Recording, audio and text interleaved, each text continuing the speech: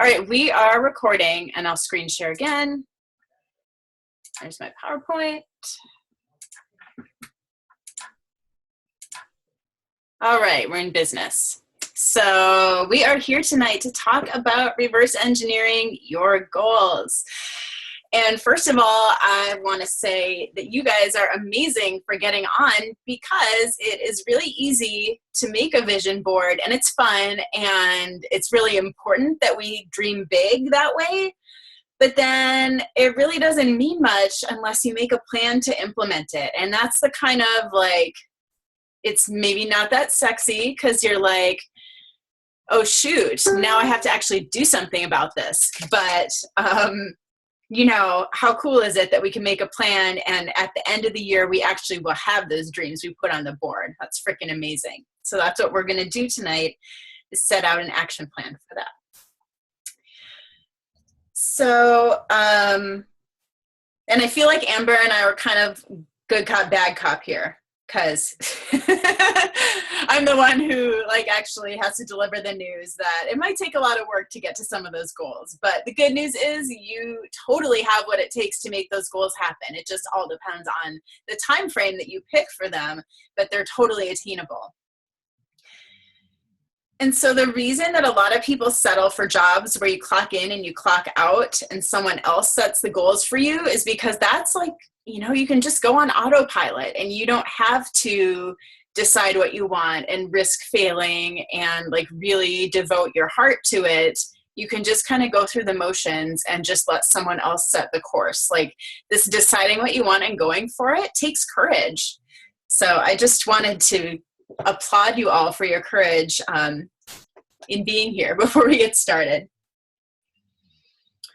And I just want to say how awesome it is that we can set our own goals, decide for ourselves, not have an agenda set for our lives by other people, and that this business gives us a vehicle to do that, but we have to be disciplined and take the necessary actions toward our goals. And that requires defining them, which you did 2 weeks ago. So next slide. Okay, let's make those dreams come true. So the method we're about to go through is reverse engineering. Basically, if you have a goal for a year, you can break it down into 12-month steps and have, you know exactly what you need to do in the first month. And then if that turns out to be really a lot of work and maybe even not possible, then you just have to redefine, maybe it's a 2-year goal instead of a 1-year goal. Or, so it gives you that month-by-month breakdown so that you don't get to the end of the year and go, oh my gosh, I barely made any progress, but you can reevaluate month by month if you're on track to reach your goal. So a few people had vacation on their vision board, so I thought I would go through this example first. So let's say, and if this could be different, maybe you're a budget traveler and it's going to be less. Maybe you want a luxury trip and it's more, but let's say your budget is $3,600. So that's $1,200 for your hotel, $800 for food. I was assuming about a week trip, $1,000 for plane tickets, and then $600 for souvenirs and your activities, tours, excursions, things like that. So reverse engineering, you could have this by the end of the year if you're earning $300 a month with your coaching business. So what does it take to actually bring that about? We're going to look at this from a couple of different angles. So challenge pack commissions, $40. There are some that are more, but say $40 per challenge pack. So wait a minute. My math is wrong. Oh, not a good start. Well, okay. So you guys get the idea though. So let's see. To make 200, you have to actually only sell 5. So this goal is even more attainable than what I put on the slide.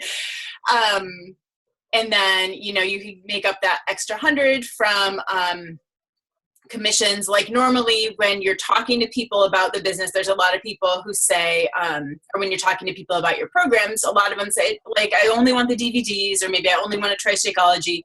So you're selling a certain number of challenge packs, but that's not all the sales that you're making. So, or you could sell, 8 challenge packs or 5 of the price of your challenge packs, but one way or another, you get it to 300 for your monthly goal. So then Oh, but okay. So before we go back and say, okay, what does it take to get to that monthly goal? I want to look at the subsequent months. So for each person that stays on Shakeology, you earn $32.49 commission. So roughly every 3 people who stay on Shakeology, you earn $100. So say that you sold like, I don't know, 5 or 7 or 8 or however many challenge packs that first month.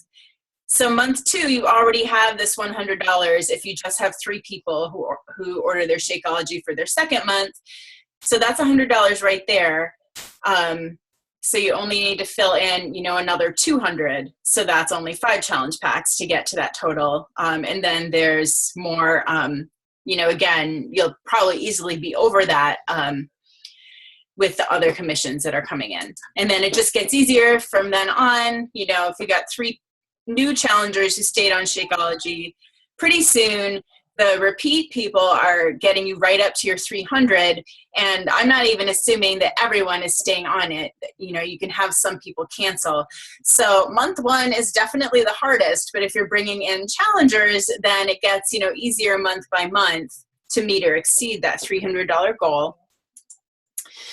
And if month 1, you don't quite make the goal of the number of challenge packs that you wanted to sell, you might exceed it in your future months and still hit 3,600 by the end of the year.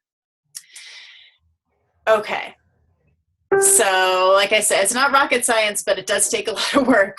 So invite 80 people and you'll make those 8 sales, maybe even more. It's a conservative estimate, but you've got to build those relationships. So basically for every 1 sale, talk to 10 people is my rule of thumb. And then, sometimes that's kind of a minimum. You're going to find people who are interested, but you just got to be having those conversations. And you get 90% no's. So it feels like you're getting a lot of no's, and that's completely natural. And just keep in mind that all it takes is that 1 out of 10 to say yes. So that's one example. Overall, the key is to break down the goal that you can't control, which is people purchasing from you, into the goal that you can, which is the number of people that you talk to. And if you're not hitting your numbers, just talk to more people. I know that's the tough part, but that's where the work comes in. But that part is totally within your control. So my goal, full-time coach. So I was kind of thinking, okay, 5-star diamond might be enough income to do that. And I still think it would be, but so this whole scenario is conservative estimates. In reality, like what's on this slide, there's going to be all kinds of stuff happening outside of that. Like right now, I'm not even 1-star, but I have a total of, I don't know, maybe 25, 30 coaches between my business center and Sean's. So, I have a lot more than the 12 under me that it takes for diamond. So there's volume being produced in all of that. So that's more than just the minimum. So my point is, this is like kind of the bare minimum that I put in this scenario. But so 5-star diamond, I would have 3 diamonds on my weak leg and 2 on my strong leg. And then each diamond coach, the minimum volume is going to be 13. So that's the 12 in your organization plus the diamond coach themselves. And their volume is going to be, you assume it's at least 90 because they're ordering Shakeology. So that's 1170 volume points per diamond coach. So if there's 3 of those in my weak leg, it's 3510 per month. Everyone with me so far?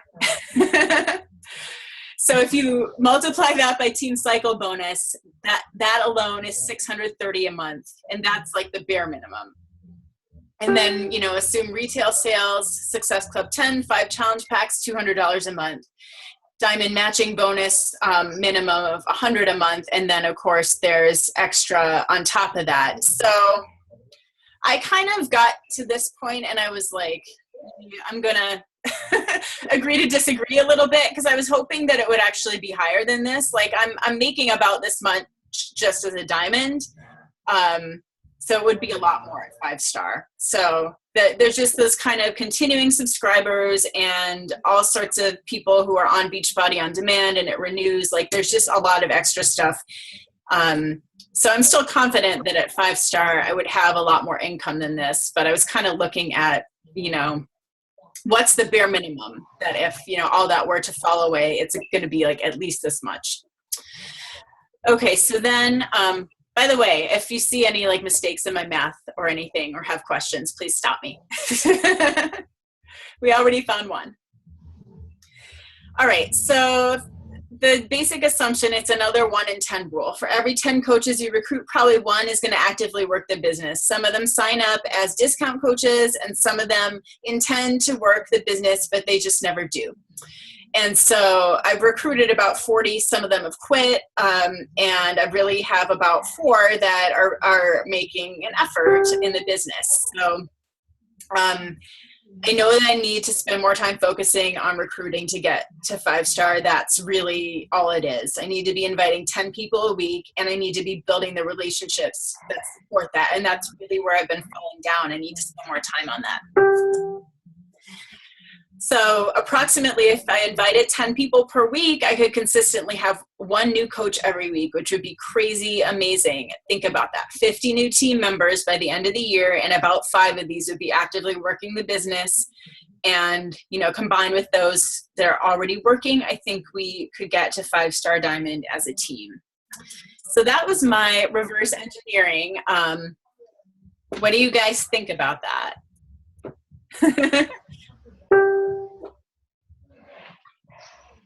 Is that like crazy scary to look at that? A little bit. I think it makes it look like, hey, it is actually possible. Like, yeah. They're not these big giants out there. It's something that you can actually make steps to getting. Thanks. I'm glad. Yeah. I mean, it is like, it's hard to get there to like inviting 10 people per week. It really is hard, but that's, if I could do that, I think that we'd really see a difference on this team. So I'm going to try for you guys and for me. It'll be more fun for all of us. All right, so I wanted to go through a couple other types of goals before I set you guys loose to do a little work on your own goals. So obviously not everything is quite as tangible as having an income goal. So what if your goal was to laugh more or to meditate? Maybe for those, you could make a goal to write down one thing in your journal that you found funny each day, or write a little journal entry after meditating, but like commit to something tangible where you can actually track your progress, because then at the end of the year you can say, or at the end of the month, like I meditated 5 days out of 7. But if you don't have something tangible, it's just so easy to go like, okay, I'll work on this tomorrow. I'll work on this next week. So you have to find a way to break it down and measure it and to make it observable. And a few people had on their vision boards that their goal is to go to Summit. So that's like a goal that's totally within your reach. But obviously there are some obstacles there, or it wouldn't be on the vision board. It would just be, you'd be registered already, right? So what are the obstacles for you? What's standing in your way? What's gotten in the way in the past? Or what are you uncertain about? But what can you do to make that goal a reality? That would be something to think about. And then the other thing that can get a little tricky is if it's more than a 1-year goal for you. How do you break it down to what do you want to accomplish this year? All right, so now I think I'm going to pause the recording. And I think, so our time is going to continue to elapse on our 40 minutes, but I'll watch the clock for 10 minutes. So if you want to mute yourself and turn on your music, and then go back to your vision board and get as far as you can. Maybe you can even get to all your goals in 10 minutes, but make them tangible, reverse engineer them, and then hopefully we'll still have time for you guys to come back and share once the 10 minutes is over. Sound good? All right, I'm gonna, I'll mute, but I'll keep my sound on so I can hear you guys if anyone has any questions. Pausing the recording and ready, set, go. I'll see you in 10 minutes.